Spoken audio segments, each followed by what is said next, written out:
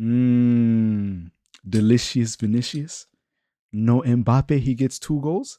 And has been the running theme this whole season. Whenever Mbappe is not in, Vini performs. And whenever Mbappe is in, he doesn't perform. And without him this game, we saw a Vini that we've loved for the past 3, 4 years since he's come to Madrid. And his biggest season was 2 seasons ago when he won that Champions League for us. That was the Vini we saw today. And the performances was really good to see from him.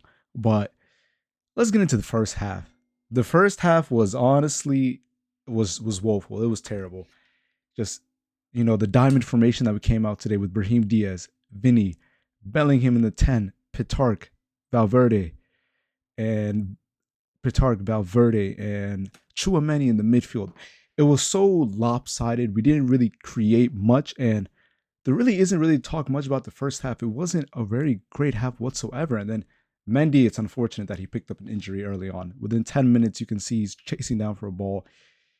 Upper thigh. It's just sad to see because out of all the left backs that we have, he is probably the best defender that we have.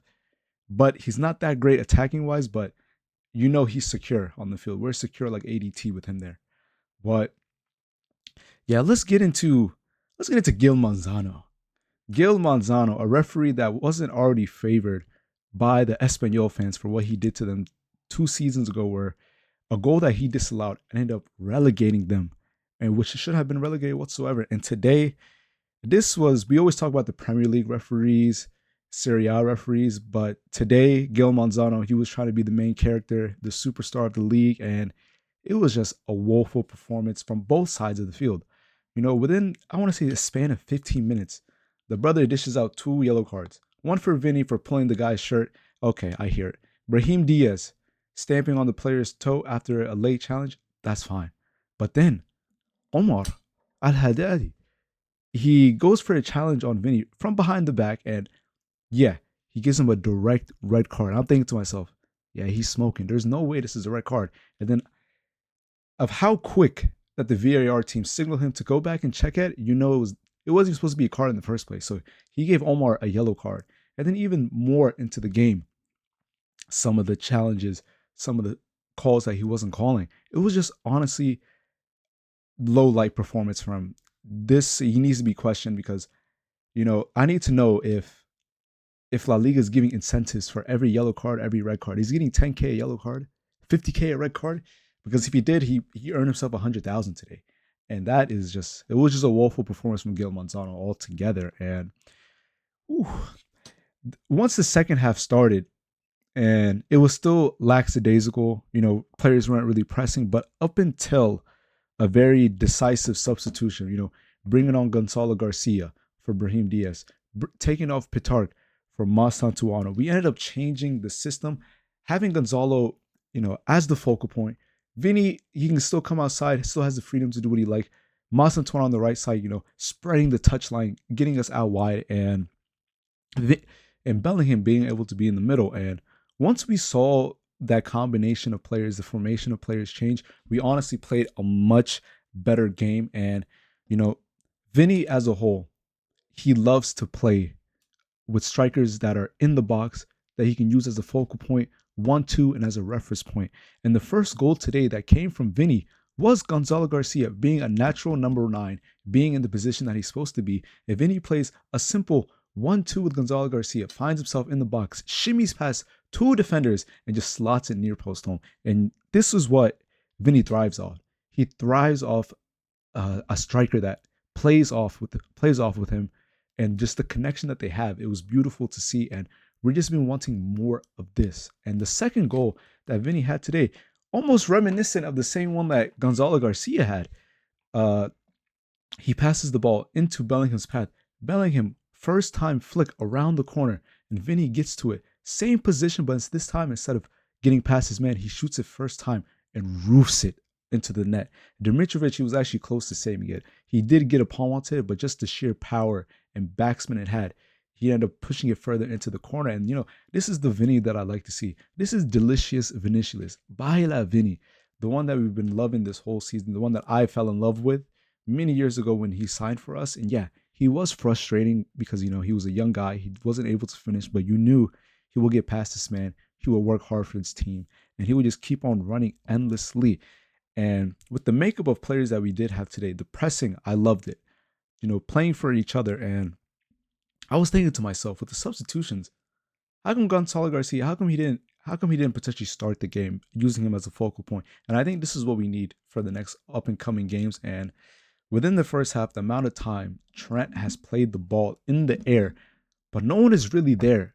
And when Gonzalo Garcia came on, we kept on seeing, Trent trying those balls. And almost a few times Garcia was able to get his head to the ball, but in one instance ended up fouling the goalkeeper. And yeah, this is a way better performance from La Real. And although this is delaying the inevitable, I don't see Barcelona, losing a 9-10 point lead on us. And yeah, this just delays the inevitable. They are going to win the league, but the best part about it is that we're not going to give them guard of honor. There's no way. If these players give them guard and honor, that's low lights. That's actually shameful from us whatsoever. And a few key performers today, I feel like Valverde had a decent game. Bellingham running the midfield, on the offensive side and on the defensive side, connecting play and just always working hard for his teammates. And Lunin today pulling off an incredible save.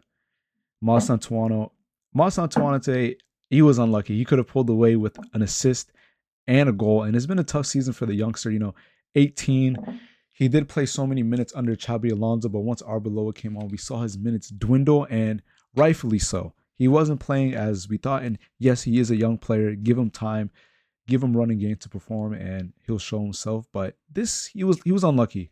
There was a play that Vini beats his defenders down the end line, cuts it back for Masantuano, and he stumbles on his shot, still ends up getting a decent amount of connection. Dimitrovic had to save it, and probably the assist that he should have had, on the breakaway, he gets the ball, cuts inside, lays a beautiful ball into Bellingham's path, who just shoots it straight at the keeper. But yeah, the youngster, he was very unlucky not to score a goal today or an assist. And then almost another goal that Vini did have. He was close to his hat trick today. There was a cross that came in. He came, scissor kicked the ball, ends up getting a deflection off the center back's back and hits the post as well. But once the rest of the subs came on and Vini came off, at that point we were already just, setting up shop, keeping the lead that we have. Save Vini for next week because we don't need him getting a yellow card. We don't need any more players getting a yellow card. Camavinga comes in, Palacios comes in, and from there we're just keeping the ball, keeping it tightly knitted. And overall, I like this. I'm glad I got to see my team win. I'm always going to support Real Madrid no matter what. And today was a good example of it. The team went out hard today, played today, and just expressed themselves in a way that we haven't seen in a couple weeks. Whether that's just because, one person is missing from the squad today, or another player is, stepping up to the plate and showing the pride that they have for this team. But next week, honestly, El Clasico. I'm excited for that game. I want to see what is going to happen with us, how we're going to come out to play. And I believe going to next week game, the lineup kind of has to be, Vini left wing. I want to see Gonzalo Garcia start as striker, Brahim right wing, Bellingham in the middle, Tchouaméni, and Valverde. The defense, it's definitely gonna be right back Trent, center backs Huijsen, Rudiger. Left back is where it gets tricky. I've never really been a fan of Fran Garcia. He's not good offensively. He's not good defensively. Offensively, he's brilliant. Well, I want to say brilliant, but he's better than Carreras, Mendy. But the thing is with Carreras, he's a mixed profile of three of those left back altogether. And it seems there's been in the changing room that him and Arbeloa have not been on the same side whatsoever. And, I want us to win. I'm expecting us to win because, we're not coming up against Lamine on the left side. We're coming because particularly Rooney, maybe Rashford.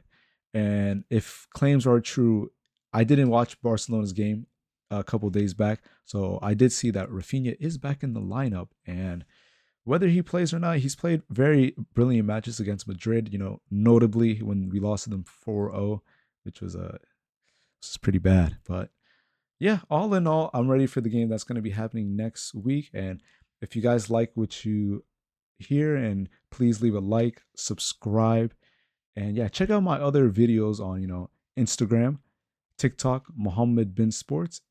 That's the tag. And yeah, MBS. Thank you guys for coming. Leave a comment, share, and yeah, have a good one.